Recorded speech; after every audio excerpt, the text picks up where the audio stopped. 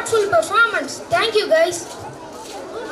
அழகில் உணர்ச்சியும் ஓசை சந்தமும் ஒத்திசை பண்பு சொற்களும் கொண்டு கோர்க்கப்பட்ட ஓர் இலக்கிய கலை வடிவமே கவிதையாகும். இத்தகைய வரையறையை பறைசாற்றும் விதமாக கவிதை புனைய வருகிறார் என் பள்ளி மாணவி பவ்ய பிரியா.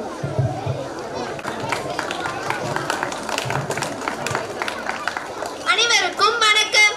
எனது பெயர் பவ்ய பிரியா. கிறிஸ்து பிறப்பு நாளில் அனைவருக்கும் கிறிஸ்துமஸ் தின வாழ்த்துக்களை தெரிவித்து எனது சிறு கவியை துவங்குகிறேன்.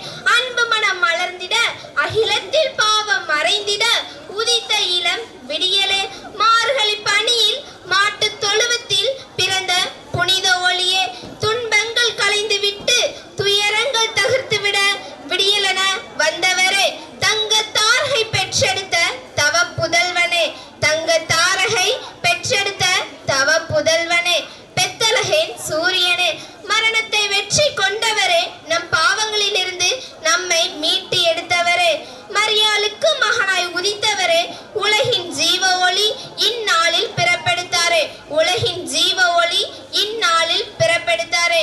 அன்று ஆயர்கள் கேட்ட நற்செய்தியை இன்று நாமும் கேட்போமாக. அன்று ஆயர்கள் கேட்ட நற்செய்தியை இன்று நாமும் கேட்போமாக. இயேசு நமக்காய் பிறந்தாரென இறைவாக்கினரின் இரவாத வார்த்தையில் இறைவன் வந்தார். விண்ணோடு இருந்தவர் நம்மோடு வந்தார். பாலகனாய் பிறந்தார், நம் பாவங்களை தீர்த்தார். பாலகனாய் பிறந்தார், நம் பாவங்களை தீர்த்தார். இது அன்பின் பரிமாற்றம், இறை வாக்கின் நிறைவேற்றம். இது அன்பின் பரிமாற்றம், இறை வாக்கின் நிறைவேற்றம். மண்ணுலகை மீட்க மரிமுள மாட்டு தொழுவத்தில் பிறந்த ஒளி எங்கும் பிரகாசிக்கட்டும்.